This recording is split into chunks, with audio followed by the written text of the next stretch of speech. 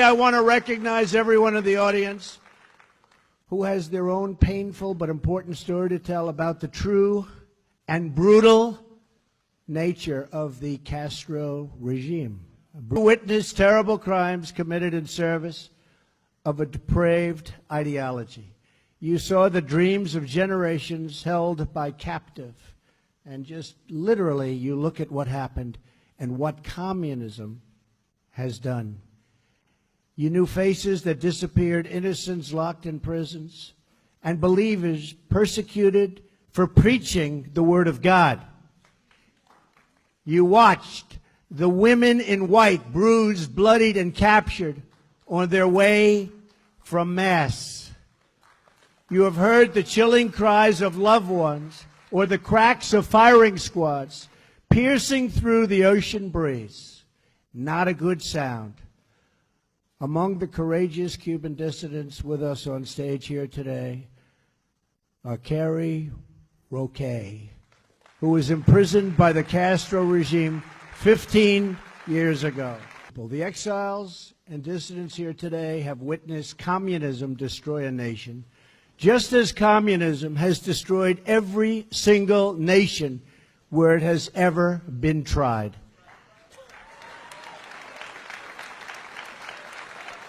But we will not be silent in the face of communist oppression any longer. You have seen the truth, you have spoken the truth, and the truth has now called us, this group, called us to action. Thank you. Last year I promised to be a voice against repression. In our region, remember, tremendous repression. And a voice for the freedom of the Cuban people. You heard that pledge. You exercised the right you have to vote. You went out and you voted. And here I am, like I promised. And now that I am your president, America will expose the crimes of the Castro regime and stand with the Cuban people in their struggle for freedom.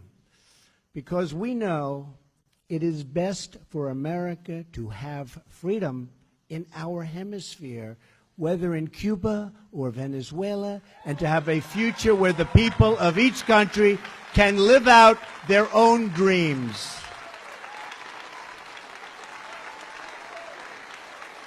Nearly 6 decades, the Cuban people have suffered under communist domination. To this day, Cuba is ruled by the same people who killed tens of thousands of their own citizens, who sought to spread their repressive and failed ideology throughout our hemisphere, and who once tried to host enemy nuclear weapons 90 miles from our shores. The Castro regime has shipped arms to North Korea and fueled chaos in Venezuela. While imprisoning innocents, it has harbored cop killers, hijackers, and terrorists. It has supported human trafficking, forced labor, and exploitation all around the globe. This is the simple truth of the Castro regime. My administration will not hide from it, excuse it, or glamorize it. And we will never, ever be blind to it. We know what's going on, and we remember what happened. On my recent trip overseas, I said the United States is adopting a principled realism rooted in our values, shared interests, and common sense. I also said countries should take greater responsibility for creating stability in their own regions. It's hard to think of a policy that makes less sense than the prior administration's terrible and misguided deal with the Castro regime. They made a deal with a government that spreads violence and instability in the region, and nothing they got. Think of it, nothing they got. They fought for everything, and we just didn't fight hard enough. But now, those days are over.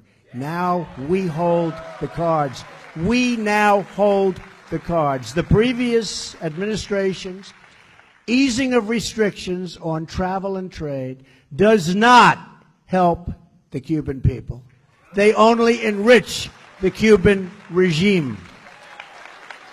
Profits from investment and tourism flow directly to the military. The regime takes the money and owns the industry. The outcome of last administration's executive action has been only more repression and a move to crush the peaceful democratic movement. Therefore, effective immediately, I am canceling the last administration's completely one-sided deal with Cuba. Policy will seek a much better deal for the Cuban people and for the United States of America. We do not want U.S. dollars to prop up a military monopoly that exploits and abuses the citizens of Cuba. Our new policy begins with strictly enforcing U.S. law. We will not lift sanctions on the Cuban regime until all political prisoners are freed. Freedoms of assembly and expression are respected. All political parties are legalized. And free and internationally supervised elections are scheduled. Elections. We will very strongly restrict American dollars flowing to the military, security, and intelligence services that are the core of the Castro regime. They will be restricted. We will enforce the ban on tourism. We will enforce the embargo. We will take concrete steps to ensure that investments flow directly to the people so they can open private businesses and begin to build their country's great, great future, a country of great potential.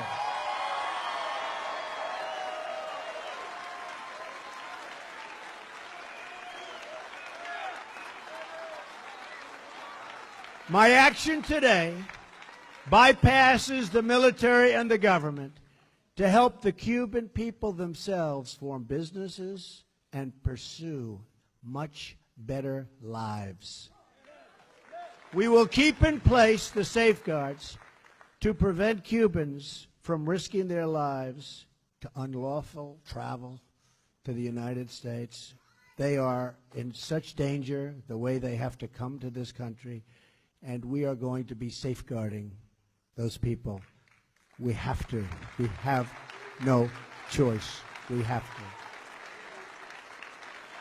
And we will work for the day when a new generation of leaders brings this long reign of suffering to an end.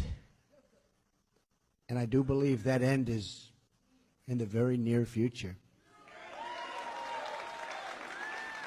We challenge Cuba to come to the table with a new agreement that is in the best interests of both their people and our people, and also of Cuban Americans.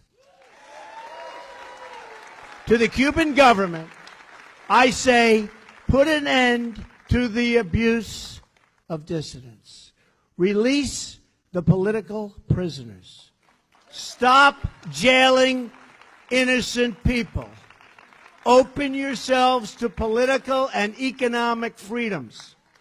Return the fugitives from American justice, including the return of the cop killer, Joanne Chesimard.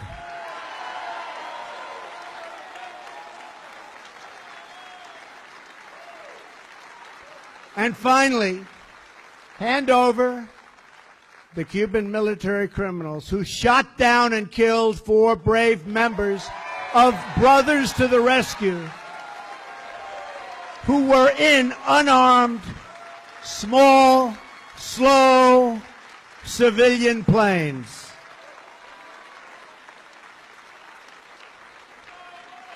So to the Castro regime, I repeat, the harboring of criminals and fugitives will end. You have no choice. It will end.